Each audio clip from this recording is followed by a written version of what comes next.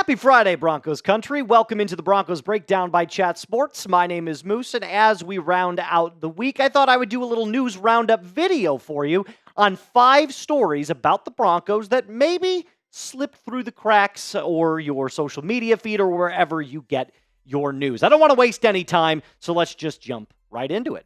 The first one is Aqib Talib sounding off on Pat Surtain. He showed up on a podcast for DNVR and talked to our boy, Zach Attack Stevens, all about, the state of the Broncos in 2025. He talked a little bit about Pat Surtain. He talked about how much of a fan he was of his game and just kind of, shot the shit with Zach and kind of, gave his prognostication for what this Broncos rookie class was going to end up being. And it's always cool to see all the Broncos legends sit down and talk about the new guys coming in and how much they like or dislike, the parts of their games or whatever, the entire state of affairs of the team. Now, he did say one particular thing that I thought was really telling about Pat Surtain, who, let's be honest, since he's entered the league, is easily the best cornerback in the entire league, especially, on the Broncos. But this quote in particular really summed up what I felt all Broncos fans feel about PS2. He said, "I just love his technique, man. If he's playing cover 2, it looks like clockwork." He then goes on to talk about cover 4 and then man press, and then said, you can really see that his dad hammered into him the right technique growing up. So when he came into the league, he was a 10-year vet from basically day one, or looked like a 10-year vet from basically day one. And the numbers don't do it justice. I'll say this until I'm blue in the face. The eye test is the thing that you have to look at. Watching Pat Surtain play, it's watching a Hall of Fame cornerback progress through our very eyes. Now, the one thing I'll go back to the quote, I'll kind of circle back here for a second, is that technically sound aspect. That's kind of a blanket statement when you're talking about a cornerback. Surprise, surprise, you're going to learn a little bit of football today. The technique that Talib is referring to is this sort of timing and what they call staying in phase. And all that means is you're attached to the inside hip. So a cornerback's job is to stay stride for stride with the wide receiver, but not lose the inside leverage or the break. So you don't want the cornerback or the wide receiver to break your ankles and then jump inside or outside on the point of attack. So that's essentially what staying in phase means. And Pat Surtain does that at the highest level. So I'm really happy to see that, a former Broncos corner who was as good as Aqib Talib has such high praise for Pat Surtain. Before we get on to our next sort of juicy little story for you, I just launched 2 brand new social media pages. All you got to do is go give me a follow, click it. All I need is 1 or 2 different ones, and it just keeps snowballing on X or on Instagram. I made it super easy for you. I gave myself the same handle. So if you want to copy one or copy the other, they're in the comments and description of today's video. All right, our second news story. Is Chris Harris open to mentoring Jahdae Barron? Another legend here for Broncos country. Super cool to see these back-to-back stories. Now, I will note that it was very, very hard to find a clear and good picture of Harris when he was with the Broncos. So you're probably going to look at that and go, is he in a Chargers jersey? He is, but this is the one that ESPN has for him. Finding a Broncos photo for him was like trying to, pull teeth. It was just ridiculously hard. But remember, former UDFA out of Kansas, played with the Broncos from 2011 to 2019. He's a 4-time Pro Bowler and Super Bowl champion. One of the best of that Broncos defense when they won in Super Bowl 50. In fact, that entire starting lineup for the Broncos secondary was insane. I mean, absolutely nuts. But let's talk about why we are mentioning Chris Harris. He talked a little bit also on DNVR about Jahdae Barron, our round 1 pick in 2025. And here's what he had to say. Different things that you have to understand in coverages. He was asked about what he specifically could help Jahdae with. And he said, and movements that I could definitely help him on fitting into Vance Joseph's system. Now, as a young buck, it would do you a great deal of, I don't know, what's the word I'm looking here for? Kind of blanking on it. It would be good for your career. Let's just say that.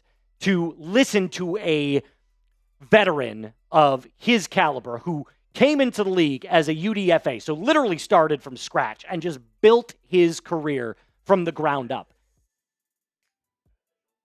That's the word I'm looking for. Thank you, Reed. Sorry, I had to stop there because I heard Mr. Reed, the producer, say beneficial. That's a better word for it. Look at me. I'm struggling for words. It's a Friday. I'm okay with that. But anyway, back to the original point. Jahdae Barron last year was one of the most technically sound corners in his entire class. You didn't need to, go back and look at all of the numbers, although the numbers are really, really great as well. When you saw him play, he was easily the best corner on that Texas team that had such a deep run. And Harris, by the way, plays the exact same position that Barron does. They play the slot corner, that nickel corner. So this is a match made in heaven between the two of them, right? Like, if there's anybody that he could learn from, it would be Chris Harris Jr. Now, I think Jahdae comes in with the experience that he's got as somebody who's already a leg above the rest of the competition. There's a lot of corners in 2025 coming in and out of this draft class that need so much more time to develop, and Jahdae is definitely not one of them. I do want to briefly mention, let's go back in time for a second, that Super Bowl secondary, the starters that played in that game against the Panthers. This is awesome. This is a legendary starting lineup. Talib, Harris, Ward, and Darian Stewart. I remember watching this game. I was in college when this game went on.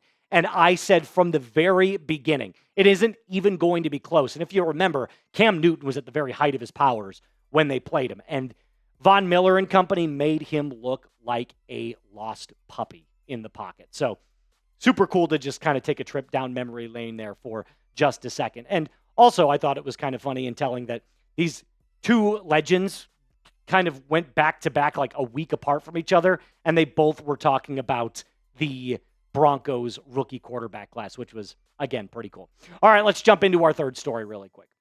This one is kind of something that I just noticed, and I kind of started to piece together different news nuggets.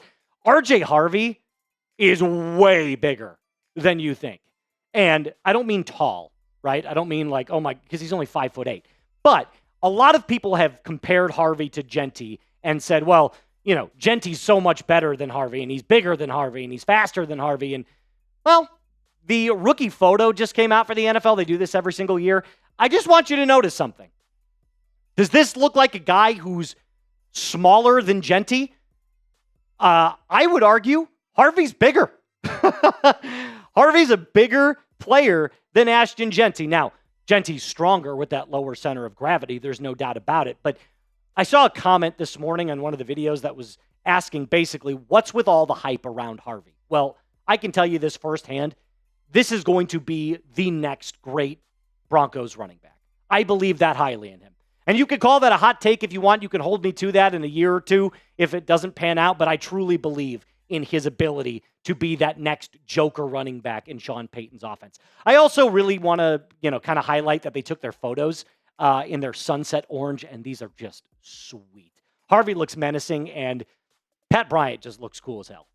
It's just he's just smooth with it, man. So the sunset orange jerseys are probably my favorite out of all of the Broncos uniforms. I also really love the throwbacks, but it's just so clean, isn't it? Whew. God, it just makes you you look at that and you go, that is just a really nice looking uniform. And it's actually my next question that I wanted to ask you. What's your favorite Broncos uniform that they're going to roll out in 2025? Mine's the sunset orange. 1A would probably be the throwback, but if you have a favorite uniform, let me know in the comments down below, and let me know why, if it's an aesthetics thing or if it's just like a walk down memory lane, if it's nostalgia. And speaking of things to wear, do me a favor. Start shopping for this Broncos tee right here. It's 25% off right now. All you got to do is go to our Fanatics link that I put in the comments and description of today's video. But if t-shirts aren't your thing, you can get hoodies, you can get hats, you can get gloves, jerseys, shirzies. Basically anything you want is out there at Fanatics. And again, this shirt is 25% off, but they have got so many deals all the time. So go to chatsports.com/Broncos tee and start shopping today. All right. Number 4, our fourth news story. This one, actually, I dabbled with doing a video on, but I felt there were more pressing things to talk about. This one just almost made the cut for the weekly lineup, but 7 different Broncos were listed as Proit Players. Now, Sports Illustrated was the one that came out with this article, the Broncos Sports Illustrated, and here's what they had to say about these Denver Broncos prove-its. The Broncos have several key players entering a contract year in 2025, most of whom are starters. You'll see that here in just a second. While the smoke signals that the Broncos have put up this offseason point to at least a willingness to get 2 or 3 of them re-signed, a deal isn't done until it's done, until it's pen to paper. The pressure is now on these players, 6 of whom, again, are shoe-in starters, to show out and earn their next contract. Now, again, I put these not in any particular order, right? So these aren't in, like, the number one player to prove it is Courtland Sutton. These were just the players that I saw in the listing that they were given, so don't pay any too much attention to the actual seeding here. Courtland Sutton, Nick Bonito, Zach Allen, and John Franklin Myers are the first 4. And then the last ones were Alex Singleton, Luke Wattenberg, and Adam Troutman. And all of these players have something to prove. It doesn't necessarily mean that it has to be a contract, but I will say this. The 2 players that are the biggest prove-its are going into their contract negotiations. One of them has already happened. So both of those, I think you kind of know, we've mentioned them on the channel before, Courtland Sutton and John Franklin Myers. Both of these guys are trying to earn that next contract. Courtland's closer to getting a deal done. Franklin Myers is still about 50-50 right now. We'll obviously monitor that and bring you more updates as we find out more information. But both of these players will start, obviously, and both of these players will end up going into contract years in 2026. So hopefully a deal gets done before then. I think Courtland obviously gets the one before John Franklin Myers, but if JFM can stay on this team, he obviously showed out last year, was a really, really good player. Okay, before you leave, no, it's a big ask, right? This seems a very taxing thing, but I heard from a chat sports host here named Marshall Green, and I love this analogy. Liking the video is like walking into somebody's house and taking their shoes off. It's just a respect thing. So, hey, if you don't want to like the video, essentially means you're just keeping your shoes on in my house. So do me a favor, hit that thumbs up. It's completely free. Our last Broncos news story. This one, again, like, you know, I've been seeing updates as we go further and further along.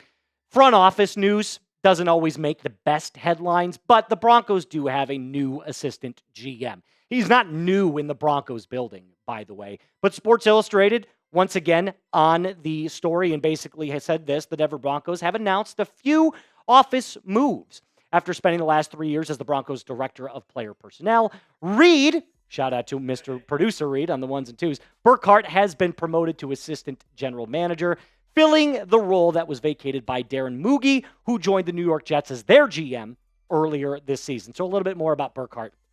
13 years with the Vikings front office. He actually has worked alongside George Paton every single day.